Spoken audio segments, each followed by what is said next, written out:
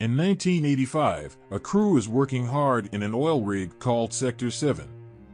When one of the drills is having trouble, a man goes underwater in a submarine and discovers the drill is stuck. In order to fix it, he puts on underwater gear and leaves the submarine, which allows him to see a huge and beautiful sea creature swimming by.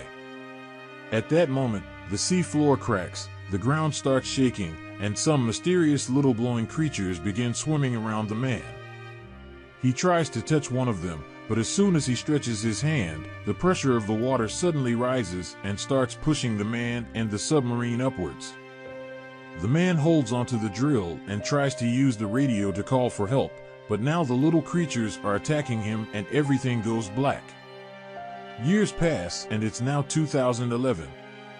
The current crew in Sector 7 is having a problem with the riser, so Hae-Jun instructs them to lock the valves while she controls the pressure, during which she accidentally hurts her shoulder. With lots of coordinated effort, the team holds onto the valves as the pipe is slowly lowered. This pipe almost hits a man in the head, but they move away just in time and manage to fix the riser before it gets worse. Afterward, the team discusses the fact they can't seem to find oil. They consider Hae-Jun to take unnecessary risks and be too impulsive, which triggers an argument. Hae-Jun refuses to give up and swears she'll find oil sooner or later. Meanwhile, another employee scolds a young crewman and puts him in crazy positions for almost dropping the pipe on his head earlier. The poor youngster is scared and holds onto the pipe, which causes a weird liquid to come out of the platform. This liquid also brings out a little glowing creature that the men don't recognize. Back to Hae-Jun, she's at the clinic so Dr. Moon-hyung can look at her injury. Dong-soo comes to tease Hae-Jun for this and tries to flirt, still not understanding that she isn't interested. The rest of the crew works on catching a bunch of those little sea creatures and puts them into an aquarium to study. Marine biologist Hyun-young explains that the creatures are from a chemosynthetic ecosystem which exists under ours, but she doesn't understand how they found their way into Sector 7. While she's distracted talking to the others, Chi-soon reaches inside the aquarium and retrieves one of the creatures. However, the little animal immediately puts out its tongue and hits Chi-soon on the face. Moments later, Chi-soon has a huge wound on his lips. When Hyun-young is taking the elevator, Chi-soon stops the doors and tries to give her a gift to confess his feelings for her, but she turns him down and forces him out of the elevator. Sometime later, Captain Hwang announces they've received orders to leave the rig. Since they can't find oil, the operation has been canceled. Hae-Jun gets angry, saying that they shouldn't give up that easily, then stomps out of the room refusing to give up. Dong-soo goes after her and tries to comfort her, but he only makes things worse. A few hours later, a helicopter drops Young Man in Sector 7. He used to work here when he was younger and he's Hae-Jun's uncle. Hae-Jun meets him with a hug and everyone else has great respect for him because of his reputation in the industry. They prepare a special meal to welcome him properly, and suddenly everyone is showing off their scars.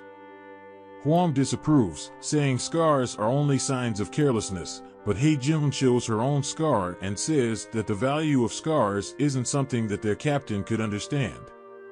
Afterward, Hae-Jun looks at her family's old photograph, and it's revealed her dad was the guy that died underwater years ago.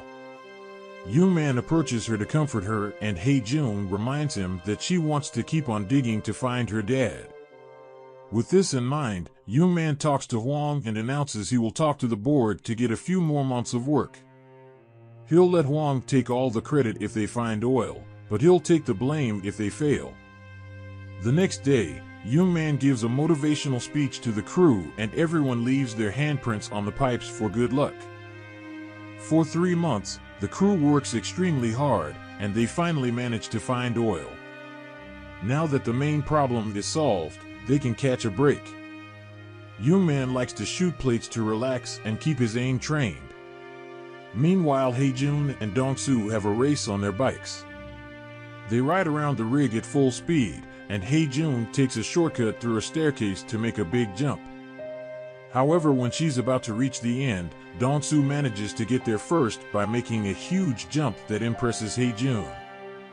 Dong-soo reminds her that if he won she had to kiss him, but she's cheeky and barely pecks his face instead of giving him a proper kiss. Afterward, Hae-jun and one of the crew members put on their gear and dive into the sea to check the structure underneath the rig. When they check the pipe, they notice damage on the metal and begin working on fixing it. Up in the rig, a strange presence begins sneaking around and hits the rope that is holding Hae-jun's crewmate, which begins pulling him in. The crew notices this and tries to pull up, but instead the rope breaks and the man dies while falling to the bottom of the sea. At that moment, Hae-jun's tools malfunction and knock her out, so the crew has to pull her out of the sea using the other rope. Suddenly she sees herself surrounded by weird-looking jellyfish, and among them she finds the dead face of her friend, but this turns out to be a dream and Hae-jun wakes up in the clinic. She has a breakdown because of grief, and Young-man comforts her before sending her to her room to rest. Hyun-young visits her and wants to tell her something very important, but before she can say anything, she's interrupted by the others and leaves. Then Hyun-young goes outside to do some thinking and is approached by Chi-soon, who keeps bothering her with his advances. This is seen by the working crew. Later in the evening, Hae-jun sits at her friend's machinery to grieve for him, but she's suddenly startled when the body of Hyun-young falls on the window. She's taken to the clinic and Moon-hyung inspects the body, deciding that Hyun-young ended things for herself. Hae-jun refuses to believe it because Hyun-young wasn't in that state of mind. She also thinks the doctor is rushing the investigation. At that moment, Moon-hyung notices something else. There's male seed on the body, proving someone may have pushed her after all. The crew immediately gets suspicious of Chi-soon and two crew members go to find him. Chi-soon swears he didn't do anything, but the others beat him up to capture him. At the clinic, Moon-hyung is looking at the seed under the microscope and discovers there's something different about it. At that moment, the guys come with Chi-soon to show him the body, and Chi-soon immediately starts crying. To be sure of the evidence, Moon-hyung asks them to get hair from Chi-soon for a DNA test. Meanwhile, Hae-jun remembers Hyun-young tried to tell her something and guesses something is wrong, so she goes to inspect the laboratory.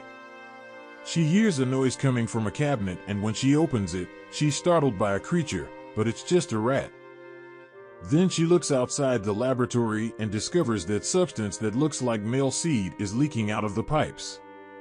In the clinic, Moon-hyung is doing the DNA test when he suddenly hears something. He checks the door and sees nothing, but someone off-screen hits him and kills him in seconds. Back to Hae-jun, she continues to look around and finds the broken rope, but at that moment she hears someone running away. When she goes to check, she finds Hwang, who tells her Moon-hyung is dead. The crew gets together to discuss theories and discovers both bodies are gone. The guys think Chi-soon did it, but Young-man is skeptical. Meanwhile, Chi-soon is tied up in the basement and begins shaking in fear when he sees a strange shadow approaching him. At that moment, the crew arrives and finds a trail of blood and that seed-like substance that they follow to find Chi-soon hurt in a corner. At first they think he's dead, but when they come closer, Chi-soon wakes up and starts to freak out as he announces there's a monster in the building. Suddenly the entire rig starts to shake and Chi-soon takes the chance to run away. The crew splits into two groups to go after him, and when Hae-jun and Dong-soo go down a corridor, they're shocked to discover a huge monster walking on the ceiling. In another corridor, Chi-soon is trying to escape without being noticed, but the monster finds him and immediately kills him. Moments later, Hae-jun and Dong-soo make it to the generator room and discover the monster made a nest there. The whole place is now covered in goo and has the dead crew bodies in it, which has turned off the power. Afterward, the crew gathers in the comms room and Hae-jun tells them the monster is real. They try to make a call for help, but communicators are down, so Young-man grabs his weapon and announces he'll be fighting back. Hae-jun, Dong-soo, and Hwang decide to go with him, and they start making their way down the corridors to find the monster. Instead, they end up finding another two crewmen, and the noise they make gets the attention of the terrifying creature, who shows up behind the duo. Hae-jun and Young-man want to shoot, but they don't have a clear aim. Young-man asks the guy to move the clutter, but he misunderstands and begins clapping instead. At that moment, the creature reveals its long tongue and catches the crew member to begin tossing him around, hurting him by beating him against walls and clutter. Hae-jun and Young-man take the opening and come closer to shoot at the monster, allowing the two crew members to escape. The monster falls to the ground for a few seconds, but it turns out it's only taking a moment to recover from the bullet wounds, and now it's ready to attack again. Then Young-man takes out a lighter and starts a flame before throwing it at the monster, who immediately catches on fire.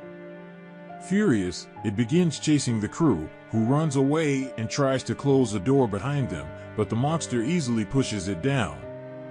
Next, the crew gets inside the elevator, and the monster crashes against the door, unable to break this one. However, it finds the window, and it breaks it to make its long tongue come through.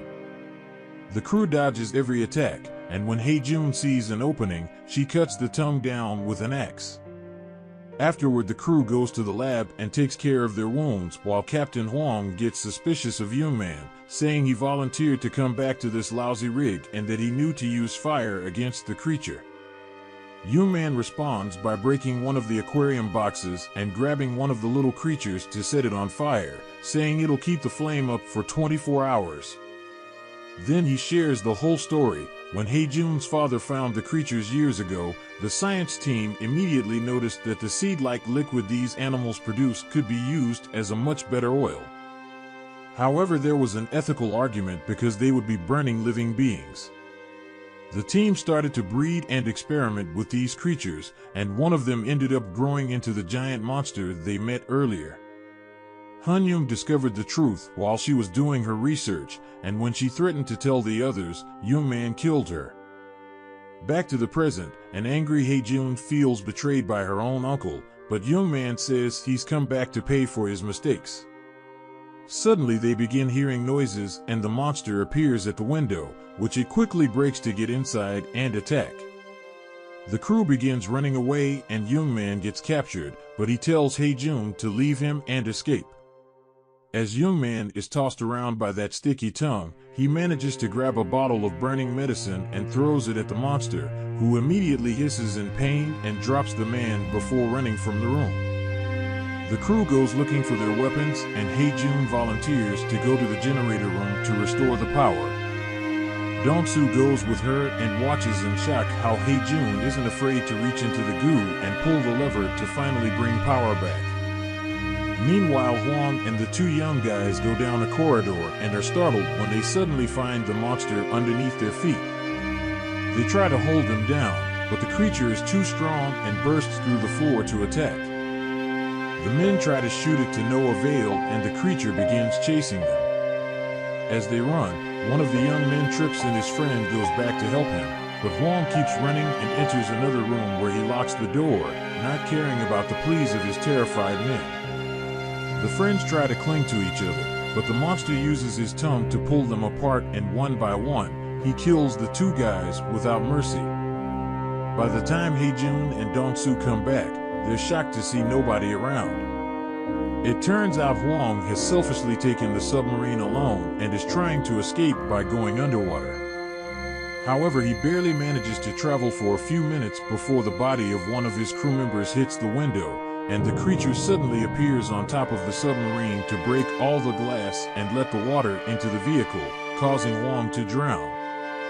Back on the rig, Young-man initiates the building's self-destruction sequence before going outside to shoot a flare. Hae-jun and Dong-soo want to stop it, but only the captain has the power to do so. At that moment, the monster comes back, and Young-man meets him with a flamethrower, which only burns the monster a little bit and doesn't have much of an impact. Next, Young-man begins fighting the monster with a pipe, and after exchanging a few hits and being tossed around, he stabs the creature and holds onto the metal as a trap. Now Young-man can use the lighter again and start a better fire, which begins burning the creature at great speed.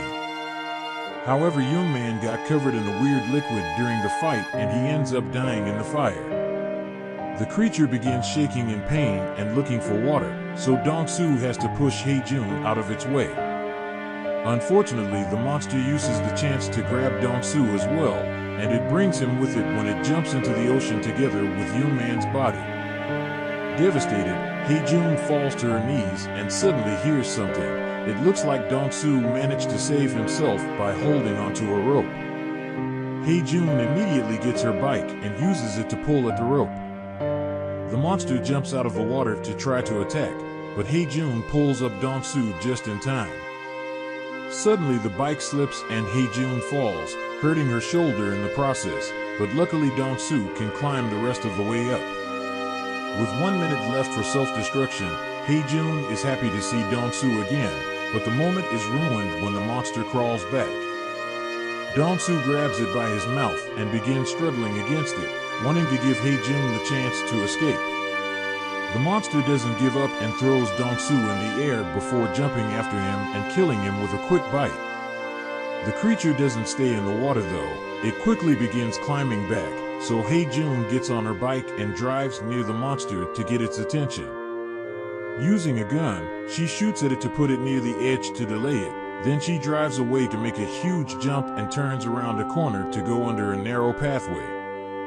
When the monster tries to follow her, it gets stuck in the structure, so Hae-Jun pulls another quick maneuver and throws the bike at the creature, causing a huge explosion.